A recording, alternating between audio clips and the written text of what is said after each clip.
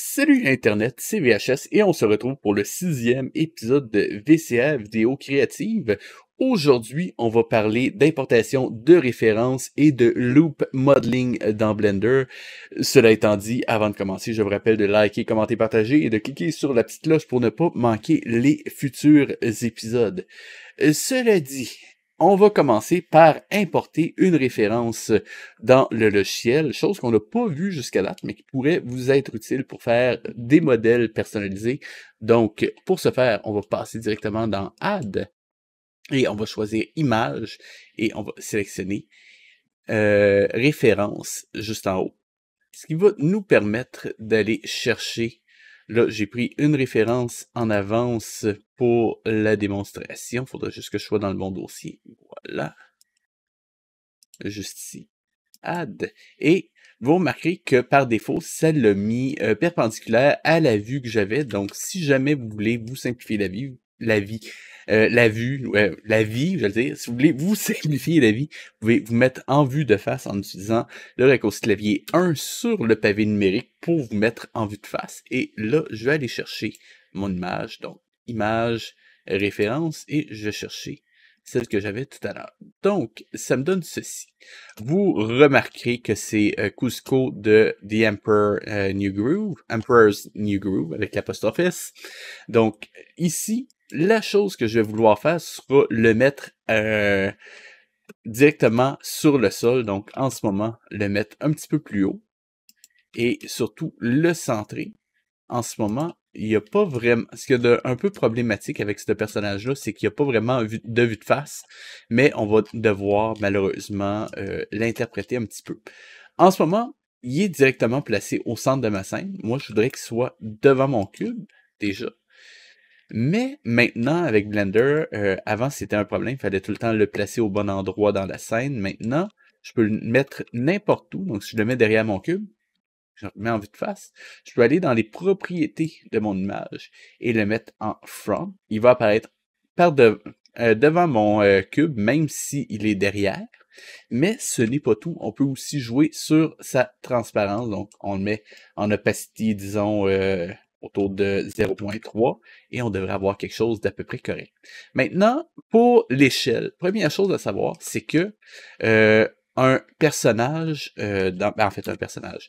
L'échelle dans Blender, c'est chaque carré qu'on a ici représente 1 mètre. Donc, en ce moment, le personnage mesure en gros 2 mètres 10 à peu près. C'est peut-être un petit peu grand. Donc, ce que je vais faire, je vais juste rétrécir un petit peu la taille du personnage pour le mettre autour de...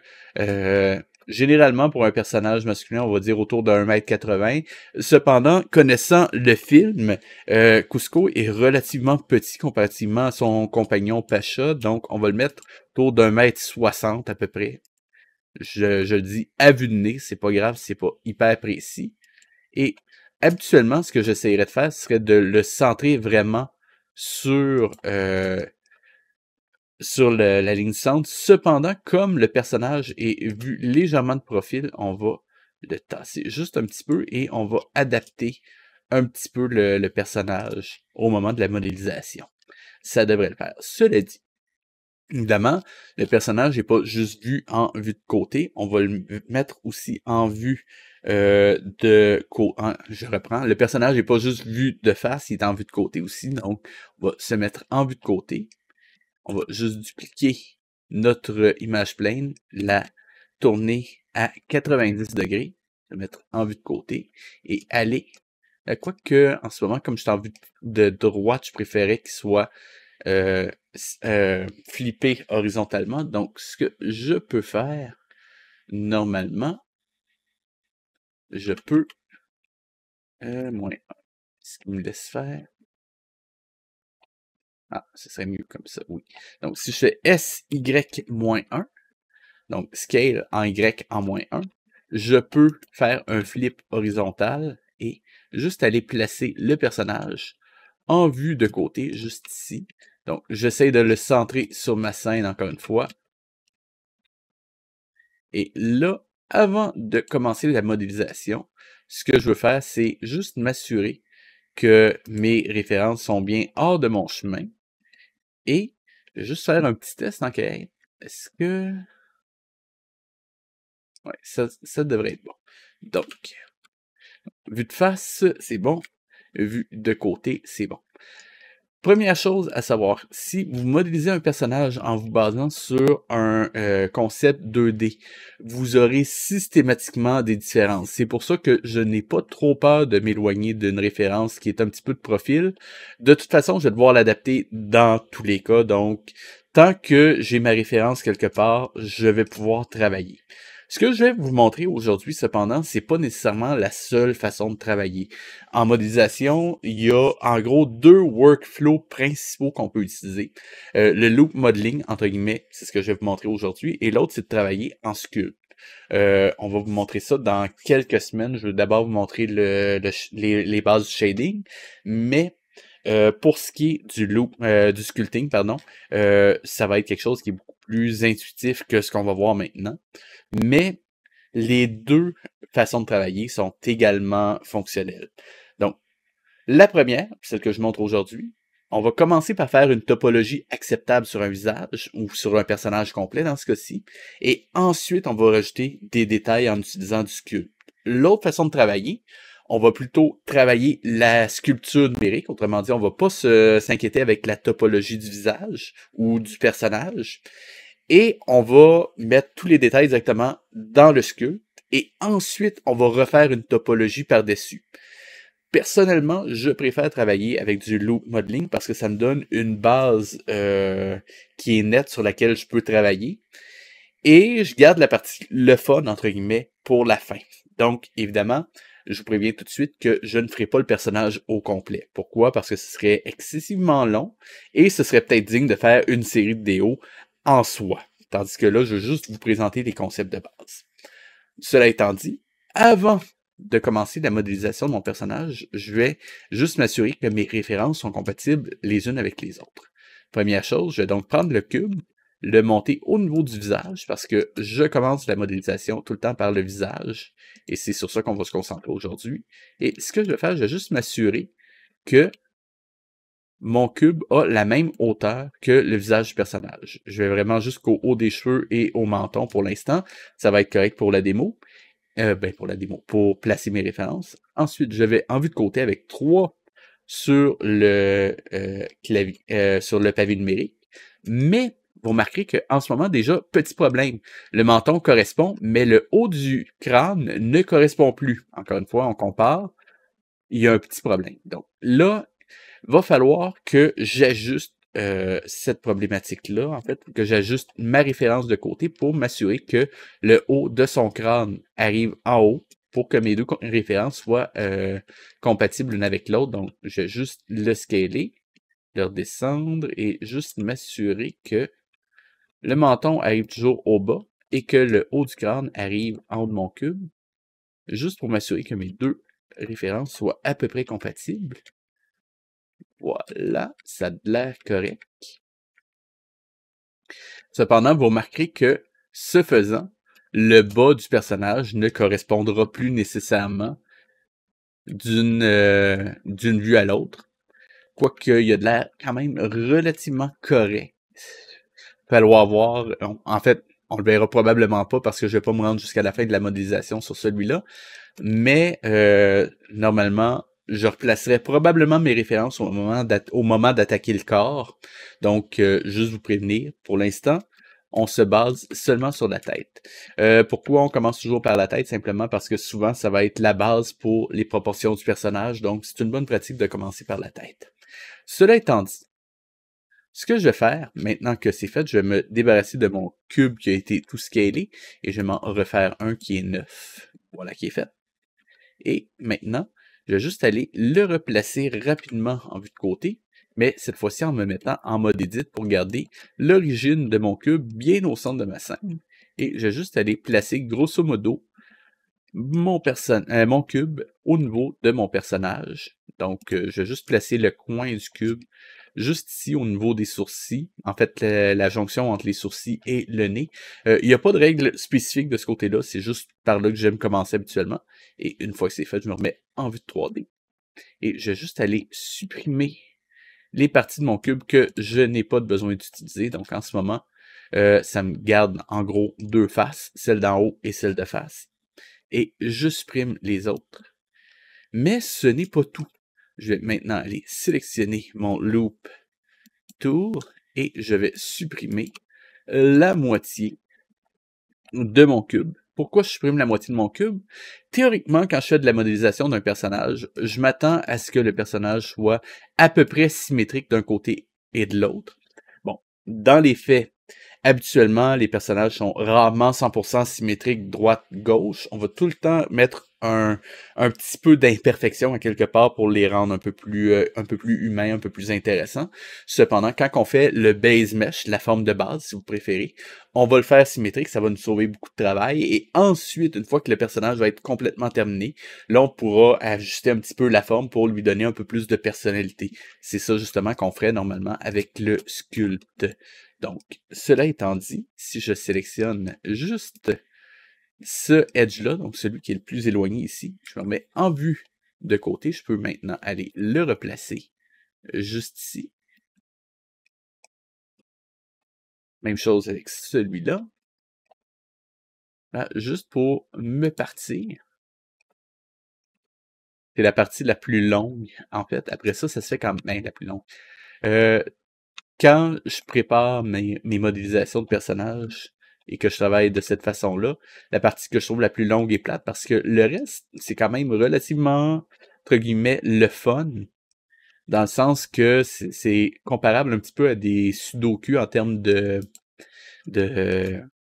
dire, de mindset. Dans le fond, on a des problèmes mathématiques, dans ce cas-ci géométriques, à régler, et on les règle au fur et à mesure qu'on les rencontre. Des fois, c'est un petit peu plus casse-tête que d'autres, mais globalement, ça se fait assez bien. Donc, cela étant dit, avant de commencer ma modélisation, je peux déjà me mettre en mode objet, rajouter le modificateur Mirror.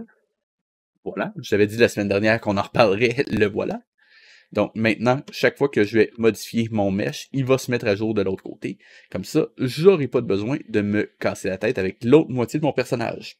Cela étant dit, je vais juste me mettre en vue de face une petite seconde pour m'assurer que la largeur de la base du nez est correcte. On va le placer, je dirais à peu près comme ça devrait le faire. On voit que j'ai vraiment des polygones qui sont à peu près carrés, donc je respecte la règle d'équidistance. Autrement dit, j'ai pas des polygones qui sont hyper étirés. Ça devrait se faire. Maintenant, je sélectionne la base, le bas du nez, le edge du bas ici. Je me remets en vue de côté. Et maintenant, vous avez le choix. Moi, personnellement, ce que je fais, c'est juste E pour extrude. Et là, je viens placer l'élément suivant et je continue comme ça jusqu'à ce que j'ai fait le tour du visage du personnage, mais vous pouvez aussi utiliser un autre type d'extrusion en utilisant le Extrude to Cursor, juste ici, qui vous permet de simplement cliquer et faire exactement la même chose. Personnellement, je préfère simplement aller avec les extrusions classiques, donc c'est vraiment selon votre préférence. Je viens juste continuer le nez du personnage rapidement.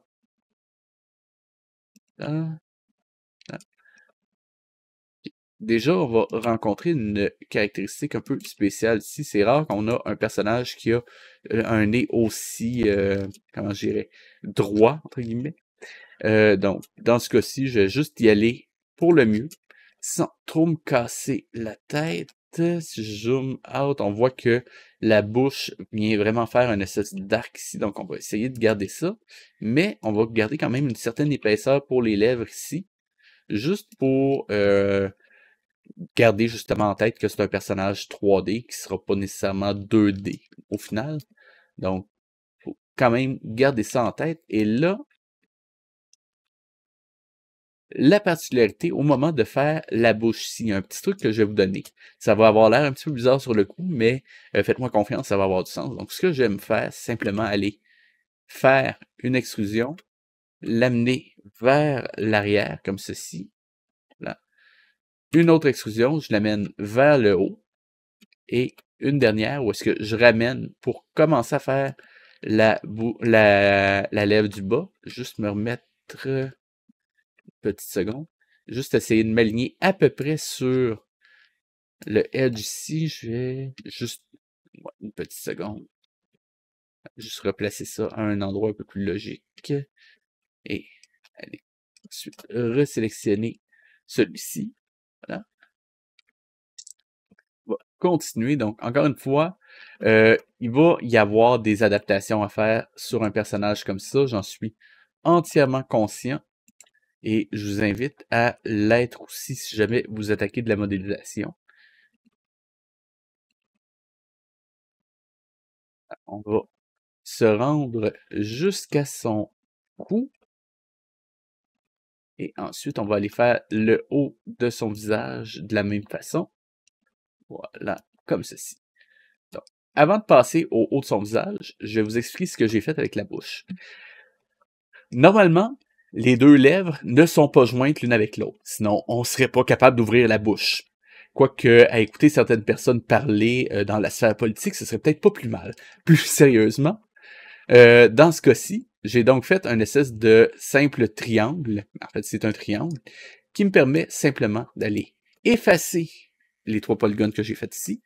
Voilà. Et maintenant, mes lèvres sont disjointes, comme vous pouvez le voir. Mais j'ai pas eu besoin de faire un mesh séparé puis recommencer le setup de... Enfin bon, vous voyez le principe. Je vais maintenant venir sélectionner le edge qui est en haut, me remettre en vue de côté et je vais continuer le personnage. Encore une fois, vous remarquez que je ne suis pas exactement le personnage 2D parce que je le sais que de toute façon, je ne serai pas capable d'avoir quelque chose qui soit à 100% précis pour le personnage. Vous remarquez aussi que je prévois qu'il va y avoir une épaisseur pour les cheveux ici. Et là, on va devoir essayer de faire avec ce qu'on nous donne comme information. C'est pas parfait, mais on devrait être capable de deviner à peu près la forme de la tête. Remarquez que derrière, oui, les polygones vont être beaucoup plus étirés. C'est normal, c'est voulu. Comme je ne connais pas encore exactement la topologie que je vais utiliser, je vais adapter le nombre de subdivisions pour l'arrière de la tête en me basant sur l'avant. Donc, au fur et à mesure que je vais faire la modélisation, je vais rajouter les loops qui me manquent et je vais ajuster la topologie au niveau de l'arrière de la tête parce que vous voyez en ce moment, c'est très étiré comparativement à l'avant de la tête, mais c'est normal parce que je me laisse la liberté de rajouter ou enlever des edges dépendant de ce que j'ai à faire en avant. Donc, en ce moment, j'ai donc un premier ruban qui me sert de base pour faire le personnage. C'est déjà un bon début, mais à partir de là, qu'est-ce que je vais faire? Généralement, on va aller section par section pour un personnage. Et si je viens juste chercher l'image que j'ai mis de côté juste avant le début de la présentation, on va avoir ce qu'on appelle des loops. Pour une topologie de visage, on va essayer d'avoir des loops qui vont faire le tour de la bouche, une loupe qui va faire le tour du nez en incluant la bouche, puis au-delà, qui va inclure le menton et le haut du nez, ben le dessus du nez, je devrais dire. Même chose autour des yeux. On va savoir une loupe qui va faire une espèce de masque autour des yeux. Et la dernière sera une qui va faire le tour du visage. Ces loupes-là, c'est ça qui rend la possibilité qui donne la possibilité à un animateur de déformer le visage de façon crédible. Si on ne fait pas ça, on va avoir des problèmes. Et si vous vous rappelez, l'épisode de la semaine dernière, je parlais qu'il allait obligatoirement avoir des étoiles dans un visage. Ben, vous voyez, ici, il y en a une ici, une ici, une ici. Bref, on retrouve les étoiles dont je vous parlais. Donc, l'idée, au fur et à mesure qu'on va faire la modélisation de ce personnage-là, ce sera de faire les loops une à la fois. Donc, en ce moment, on a fait la loupe qui fait le tour du visage à la verticale. Maintenant, on va s'attaquer, par exemple, aux loops qui vont faire le tour de la bouche juste ici. Donc, on va commencer par ça. Ça va être la plus simple. Ensuite, je vous expliquerai comment je fais les yeux habituellement. Donc, cela étant dit, comme on a un personnage 2D, je le sais que je vais devoir l'adapter, surtout que j'ai pas une vraie vue de face. Donc, pour l'instant, je vais juste m'assurer de sélectionner le haut et le bas de la bouche. Vous remarquez que je me laisse un petit peu d'espace et en gros, je vais partir de la 3e loupe de chacune des lèvres. Donc, par exemple, pour la lèvre du haut, je vais partir non pas du début, mais 1, 2, 3, et même chose pour celle du bas, 1, 2, 3. Il y a une raison, vous allez comprendre dans une minute. Donc, si je me mets en vue de face, on va essayer de le modéliser.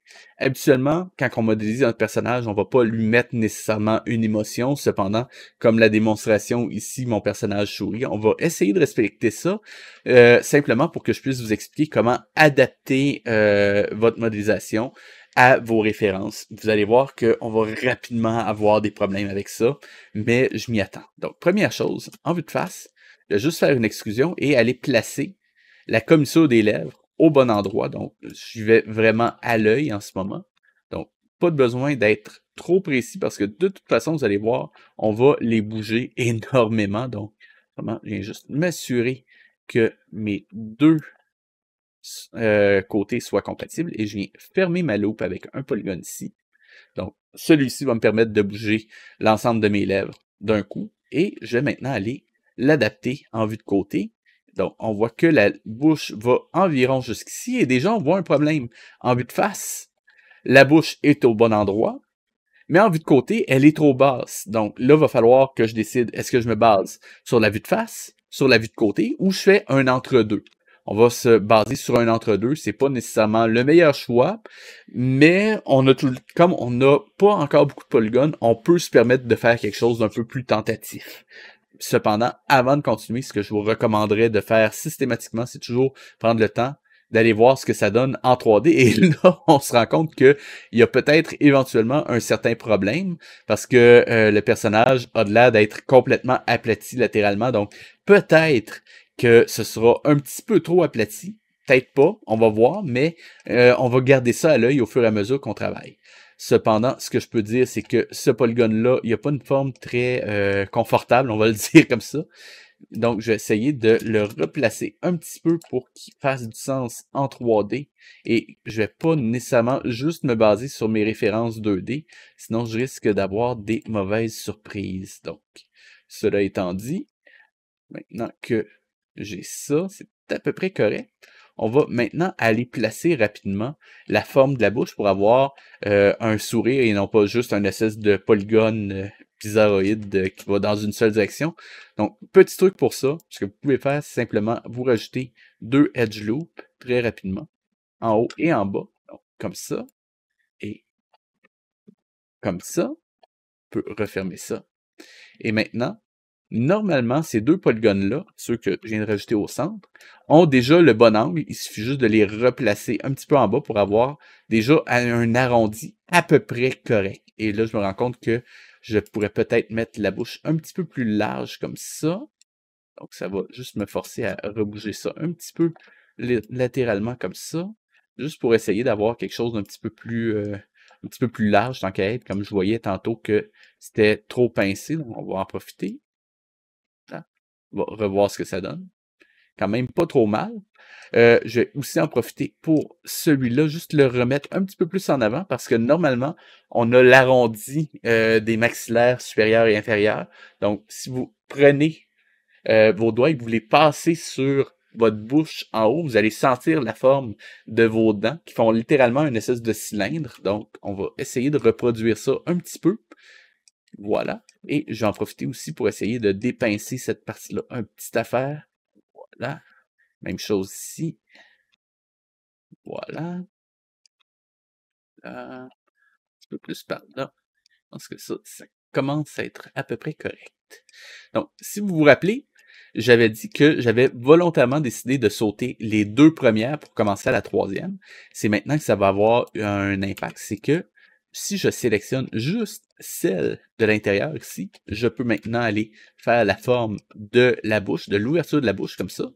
Voilà, et juste faire une extrusion, vient le placer directement ici.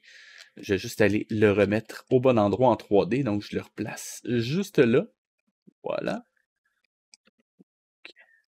Ah.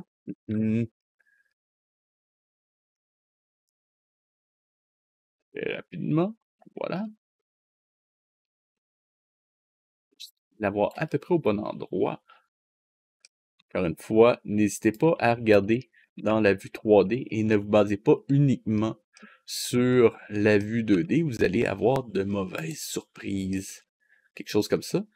En gros, La bouche sur le côté va tendance à rentrer vers l'intérieur, donc on est censé avoir une espèce d'arrondi. Vous allez le ressentir au moment où est-ce que je vais fermer l'intérieur de la bouche. Mais maintenant, je vais juste aller me remettre les deux mêmes edge loops que j'ai rajoutés au centre ici. Ici, voilà.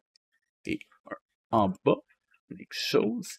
Encore une fois, ces deux polygones-là ont le bon angle et je peux maintenant aller accéder ces deux-là. On va le mettre en vue de face, les placer au bon endroit en me basant sur la vue de face. On va les adapter un petit peu. On va aller en vue de 3D, ils sont un petit peu trop vers l'arrière. On va les replacer un petit peu. Et comme je disais, il va falloir que je les adapte un petit peu. Parce que sinon, ils vont avoir l'air un petit peu bizarres. Voilà, sur le haut, c'est bon. Sur le bas, il faudrait que je remonte un petit peu cette partie-là, je pense. Voilà. Et pour cette partie-là, on va la renvoyer vers l'intérieur pour avoir l'épaisseur des lèvres un petit peu plus naturelle. Voilà. Et il faudrait que je rebaisse un petit peu ça ici. Peut-être aussi ces deux-là ici. Voilà. Juste ici. Voilà. C'est là, pas trop mal pour celui-là. On va aller retravailler celui-là ici. Là. Celui-là, en fait. Voilà. Chose. Voilà.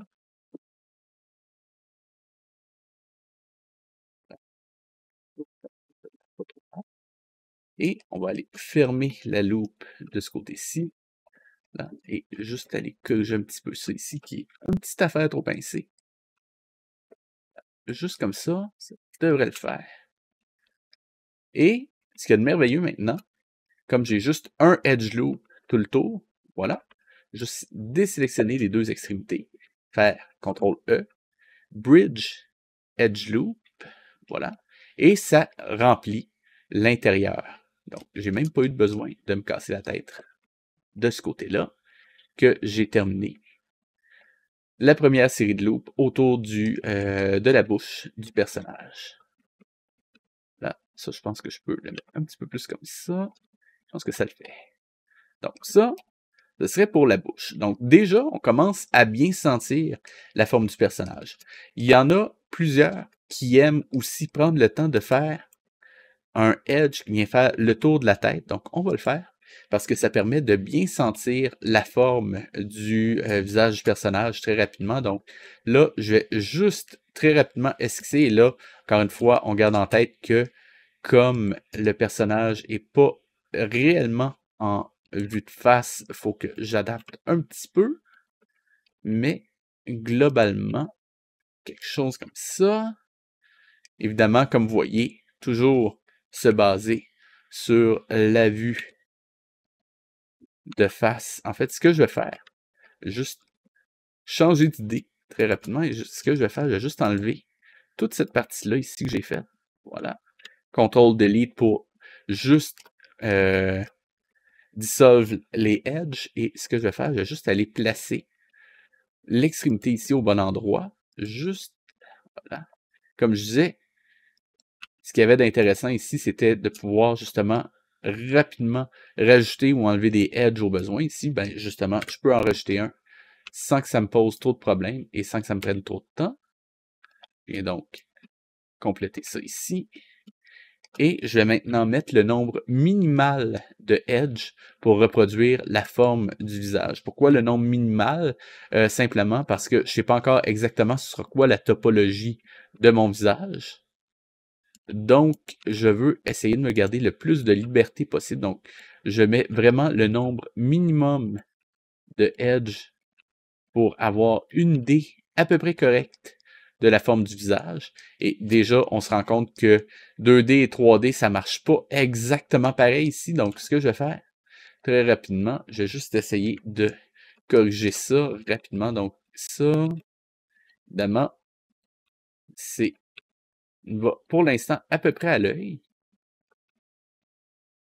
Donc, je rappelle R et G pour les raccourcis clavier que j'utilise en ce moment. Donc, essayez quand même de reproduire à peu près la forme de la mandibule inférieure. là, quelque chose comme ça. Et je sais très très bien que je vais devoir encore adapter pas mal la forme quand je vais passer en 3D, mais au moins, j'ai quelque chose qui, d'un point de vue anatomique, a de l'air d'être à peu près crédible en ce moment, dans cet angle-là. Encore une fois, je sais que je vais devoir l'adapter. On ne s'inquiète pas trop. Là, on va voir ce que ça donne. Ah ben, c'est quand même pas trop mal. Je m'attendais à pire, pour être honnête. Il y a juste ça ici. Comme on est vraiment sur le côté ici, ça devrait être presque plat. On ne devrait pas sentir trop la pommette, donc ça, ce sera quand on sera un petit peu plus en avant. Donc, on corrige ça, on vient voir de face. C'est à peu près crédible. De côté, c'est à peu près crédible. On va pouvoir continuer. La prochaine étape, ça va être un petit peu bizarre pour certains, mais ce sera de placer les yeux. En ce moment, je vais simplement aller me rajouter très rapidement une sphère. Donc, mèche UV sphère.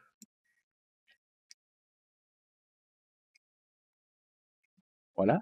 Et ça, en fait, non, je ne vais pas le faire comme ça. Je vais juste aller add mesh. Je vais me faire une sphère avec un petit peu plus de résolution, 64, 32. Simplement, comme ça va me donner un petit peu plus de précision. Et je vais la scaler down en mode edit pour garder un scale de 1,1,1. Je la centre sur mon œil.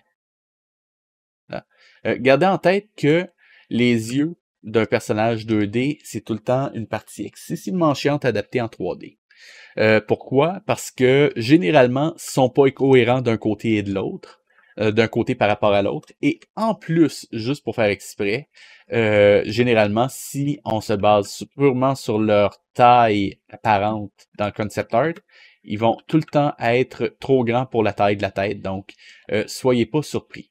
Généralement, ce qu'on fait quand on fait un personnage 2D ou un personnage stylisé, on va écraser un petit peu les yeux comme ça et on va les tricher par la suite avec les textures ou des rigs qui utilisent des lattices. Donc, je vais le faire un petit peu. Pas besoin de le faire trop fort parce qu'il y a quand même des yeux relativement petits, on va être franc, mais je vais le tourner un tout petit peu vers l'extérieur et on va l'avancer, essayer de le placer à peu près à l'endroit où est-ce qu'on a. Et effectivement, vous voyez que en ce moment, la courbe que j'ai faite pour l'œil est à peu près correcte si je me base au concept art que j'ai ici. Mais on va voir ce que ça donne une fois que je fais le personnage lui-même. Donc, en ce moment, d'ailleurs, j'en profite pour indiquer que si vous remarquez ici, c'est pas une erreur à proprement parler. Je veux l'utiliser pour faire les sourcils, mais éventuellement, il va falloir que j'adapte l'espèce de bulge que j'ai ici, parce que sinon, ça ferait comme s'il y avait un mono-sourcil. C'est pas ça qu'on veut. Donc, ce que je vais faire pour les yeux, je vais juste me partir d'un edge ici, et ce que je vais faire, quoique peut-être plus à partir d'ici, et je vais juste faire une extrusion que je vais aller placer juste ici sur le bord de l'œil. Ben, une deuxième extrusion, je vais aller faire l'extérieur de l'œil, et je peux maintenant effacer celui-là ici. Voilà. Et maintenant, simplement en rajoutant des edge loops et des polygones, juste faire la forme globale de l'œil en m'assurant que, en gros, le nombre de vertex que j'ai en haut et en bas de l'œil soit à peu près cohérent et coïncident les uns avec les autres. Il y a une raison pour ça, c'est que ça permet de plus facilement faire en sorte que les paupières se ferment.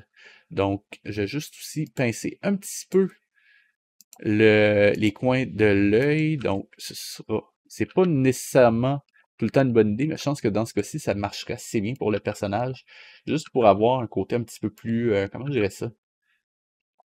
Les personnages de Disney, ils ont tout le temps pas. C'est comme si la paupière inférieure était un petit peu plus plate. Je sais pas si on le voit sur le côté ici. Un petit peu peut-être. Enfin bon, c'est pas grave. L'important pour l'instant, c'est juste que de face, j'ai en gros la même forme que l'œil que j'ai sur le concept art. Quelque chose comme ça. Et là, ça va me permettre de générer mes paupières. Cependant, on va maintenant rentrer dans une partie qui est un petit affaire technique. Donc, je vais vous expliquer au fur et à mesure qu'est-ce que je fais pour la création de la paupière. mais ça se peut que vous soyez un peu perdu. Donc, je vais essayer de ne pas aller trop vite. Donc, première chose, je vais sélectionner les polygones qui font la forme de mon œil en ce moment. Voilà, qui est fait. Et cela étant dit, je vais aller dans les data de mon objet, donc le petit triangle vert, et je vais me créer ce qu'on appelle un vertex group. Un vertex group, c'est que ça va mémoriser ces vertex-là spécifiquement. Autrement dit, ce que j'ai sélectionné. Donc, je crée mon vertex group et je vais assigner, donc assign, ces vertex-là à mon groupe. Maintenant qu'ils sont assignés, ils sont enregistrés dans ce groupe-là. Maintenant que c'est fait, je vais juste me mettre en mode objet une petite seconde et je vais aller dans mes modificateurs. Dans mes modificateurs, je vais utiliser un shrink wrap. Voilà. Mais celui-là, je ne vais pas le laisser en bas parce que sinon, ça va l'appliquer au mur. En fait, vous savez quoi? Je vais le laisser là. Ça va vous montrer l'erreur que ça fait si je le laisse là. Avant de faire quoi que ce soit, je vais indiquer à ce modificateur-là qu'il ne s'applique que sur le groupe que j'ai créé. Comme ça, ce sera seulement ce groupe-là ici qui va se shrink wrapper. Et maintenant, je vais indiquer au logiciel que je veux qu'il prenne pour cible la sphère qui va me servir pour les yeux du personnage. Et là, c'est l'erreur que je voulais vous montrer. En ce moment, il a shrinké après avoir fait le miroir. Donc, il a fait les deux côtés en même temps sur la sphère. Donc, vous voyez que ça ne me donne pas exactement ce que je voulais. Donc, alors que ce que je voudrais à la base, ce serait qu'il apparaisse de chaque côté au même endroit. Cependant, si je regarde en vue de face en ce moment, l'œil est rendu beaucoup plus petit. Pourquoi?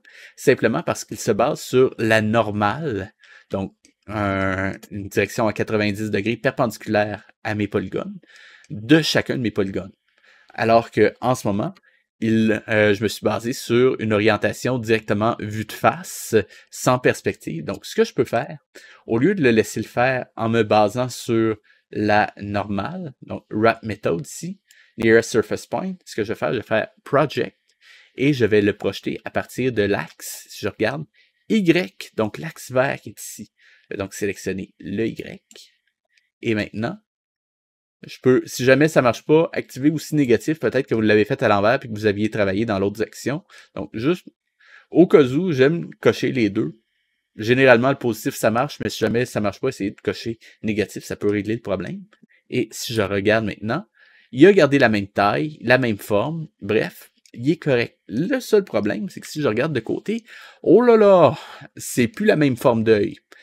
Comme je vous ai dit, vous allez devoir adapter votre modélisation à votre projet. Donc, je veux dire, vous allez devoir adapter le concept art 2D à votre projet 3D parce que vous allez avoir des différences. Dans ce cas-ci, j'ai volontairement placé les yeux trop à plat. Et normalement, si vous regardez, je ne sais pas si je peux avoir rapidement un visage en vue de plongée.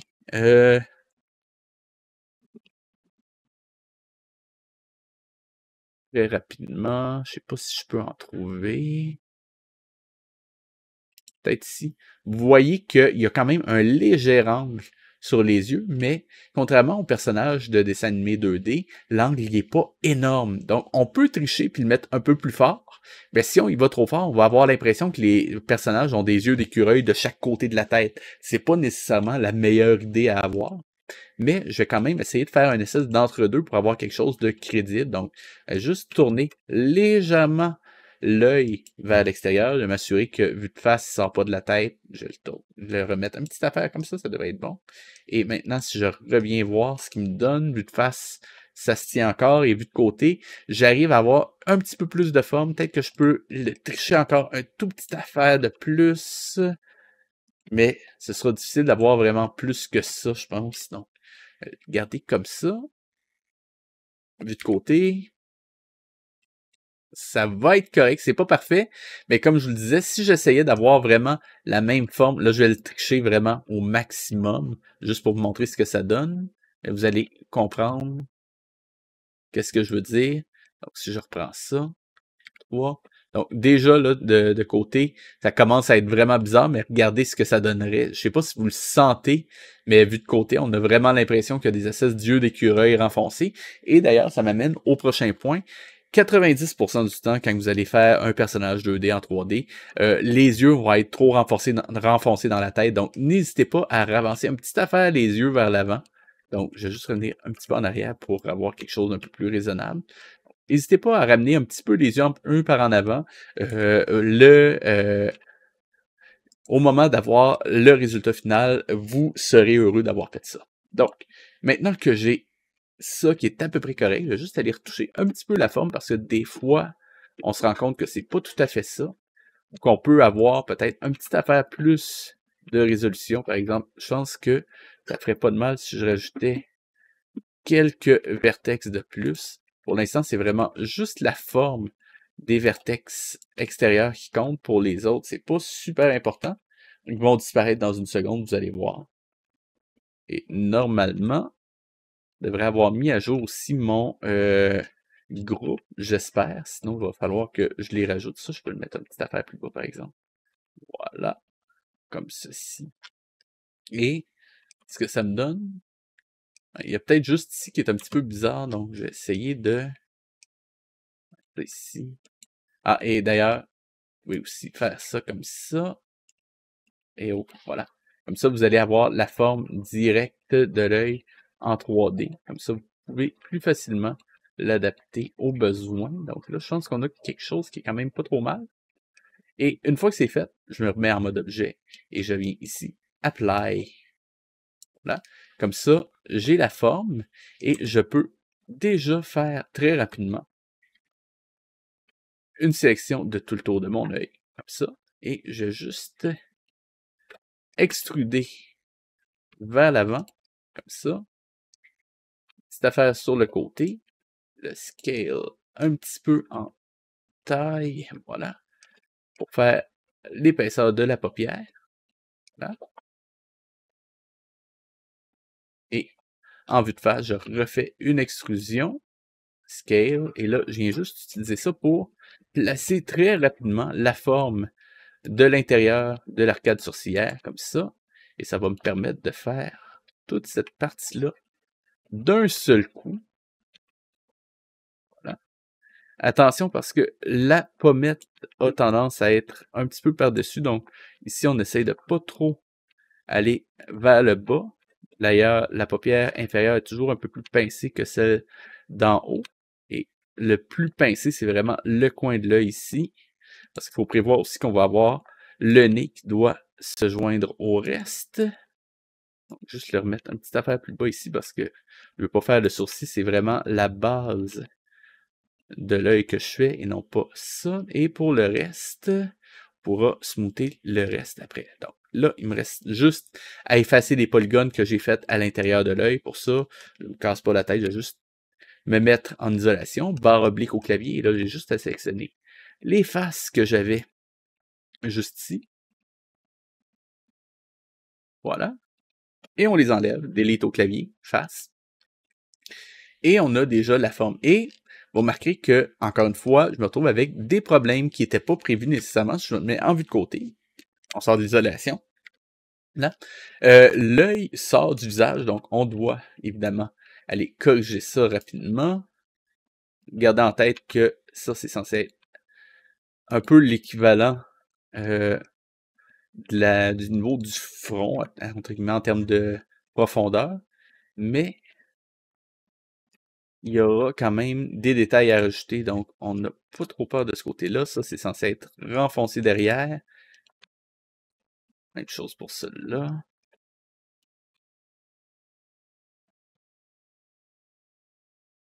De toute façon, après ça, on repasse. Donc ça commence à faire aussi la forme de la joue, tranquillement. Voilà.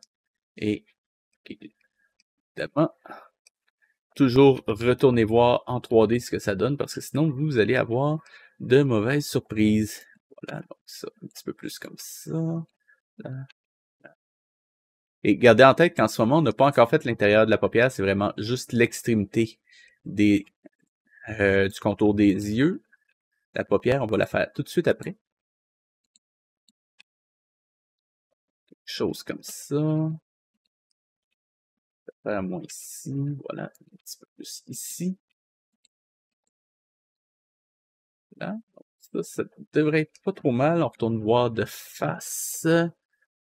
Donc, ça, c'est un petit peu trop haut. On redescend un petit peu. Encore une fois, je sais qu'il y aura de l'adaptation à faire entre le concept 2D et le concept 3D. Mais déjà, on commence à voir quelque chose qui ressemble tranquillement à un personnage. Bon, maintenant, comme je disais, on va faire la paupière. Première chose, on rajoute un edge loop ici. On va renfoncer un petit peu parce que normalement, la paupière est tout le temps un petit peu renfoncée. Si vous regardez, si vous passez votre doigt entre votre paupière et votre œil, il y a comme un creux entre le sourcil et votre paupière. Donc, c'est ça qu'on essaye de faire. Et encore une fois, on fait le moins de polygones possible pour pouvoir se garder le plus de flexibilité possible. Et aussitôt qu'on a quelque chose qui est à peu près cohérent, on continue avec le reste. Parce que de toute façon, un visage devra tout le temps être retravaillé comme un tout. Et si vous essayez de faire l'œil le plus parfait, le plus détaillé possible, eh bien, vous allez avoir éventuellement des mauvaises surprises parce que vous allez devoir refaire le même niveau de détail partout en même temps et vous allez vous arracher la tête. Quelque chose comme ça.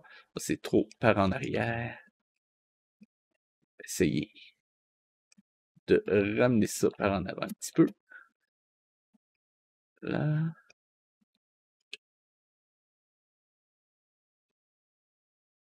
Encore une fois, je ne vais pas prétendre que je ferai le personnage au complet. Je ne vais même pas faire le visage au complet. Juste illustrer le concept pour que vous arriviez à comprendre. On va juste faire une petite démonstration de comment je commencerai à merger les loops ensemble. Donc, encore une fois, je pense que quelque chose comme ça commence à prendre forme. Donc, déjà, à partir de là, je peux déjà dire que ici, cette loop-là devrait se connecter à peu près à cet endroit-là. En ce moment, il me manque probablement une loop ici, donc je vais juste me faire un bevel. Là, pour rajouter une loop, mais en gardant à peu près la forme. Là, ça ici. Ça ici. Donc, déjà, ça commence à prendre forme. Ensuite de ça, pour le nez. Là, ça va être un petit peu plus délicat, mais en gros, je pense que celui-là pourrait aller là. Celui-là ici. Évidemment, il y aura probablement de l'adaptation à faire, mais on commence à avoir quelque chose qui se tient. Et à partir de ceux-là ici, on va faire une petite extrusion vers le haut pour commencer à faire la forme du sourcil. Voilà. Là. Là. On va probablement devoir adapter un petit peu plus ici. C'est pas grave. Gardez en tête aussi que si on regarde l'expression en ce moment, il y a un sourcil élevé, donc on peut se permettre de redescendre un petit peu pour garder quelque chose un peu moins tendu en termes de géométrie. Donc, n'ayez pas peur d'adapter un petit peu si jamais vous voyez qu'il y a des problèmes qui se créent. Ici, ce que je vais faire un petit truc qui est spécifique à Blender, qu'on ne peut pas faire nécessairement dans tous les logiciels. Je vais extruder un edge, ce qui va me permettre d'aller brancher cette face-là et cette face-là ensemble. Et ça, quoique, non, on va pas faire ça comme ça. Je viens de me rendre compte qu'il y avait un problème. Donc, ce que je vais faire à la place, va plutôt aller... ce que je vais faire, juste voir... Parce que normalement, on veut avoir une espèce de loop qui est replié vers le haut du sourcil comme ça pour faire l'espèce de sillon quand on fronce les sourcils. Donc, on va essayer de faire ça. Donc, normalement, ce serait avec celui-là. Donc, d'ailleurs, on va en profiter pour réparer. D'ailleurs, je viens de réaliser. Ça, d'ailleurs, on va corriger ça. Et je viens de réaliser que celui-là, il était même pas bien placé par rapport aux références face et latérales. Donc, encore une fois, ayez pas peur d'adapter et de modifier vos approches pour les adapter à vos besoins en termes de modélisation. Donc là, la question que je me pose, c'est, on va essayer de faire.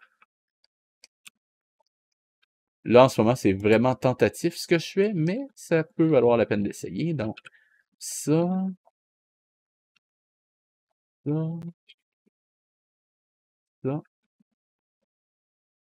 ça, ça devrait être bon. Au pire, je le retravaille après.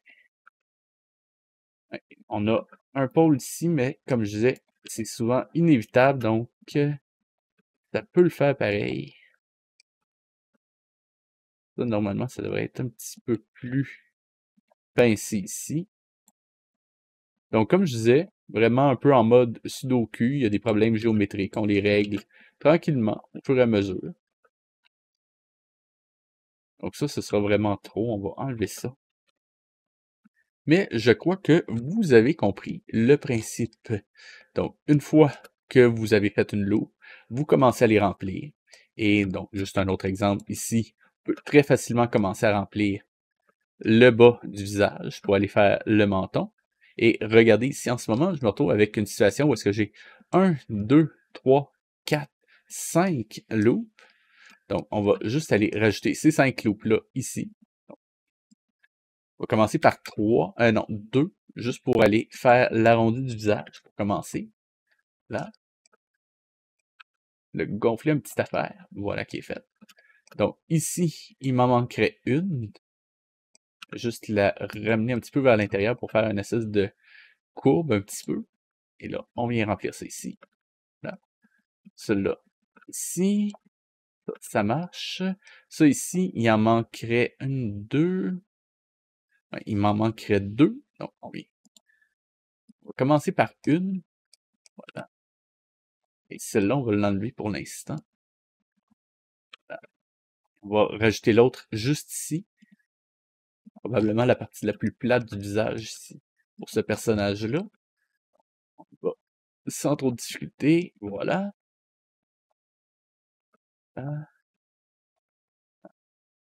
Et voilà. Et c'est à ce moment-là qu'on se rend compte que ici, bah, il y a probablement un manque de polygones parce que ça fait vraiment trop étiré. Donc, on pourrait se permettre de rajouter une série de polygones ici. Et on continuerait comme ça au fur et à mesure. Donc, là, je le sais que ça a l'air d'être un petit peu n'importe quoi. Mais, une fois que j'ai la topologie, je pourrais juste l'enregistrer au cas où que ça plante. Je pourrais aller terminer les détails avec un petit peu de sculpt et ça devrait passer crème. Donc, c'est ce qui termine la démonstration de l'importation de références et de loop modeling. Si vous avez aimé l'épisode, likez, commentez, partagez, cliquez sur la petite cloche. Rejoignez-moi sur Twitch, YouTube et Facebook. Les liens sont dans la description. C'était VHS et je vous dis à la semaine prochaine.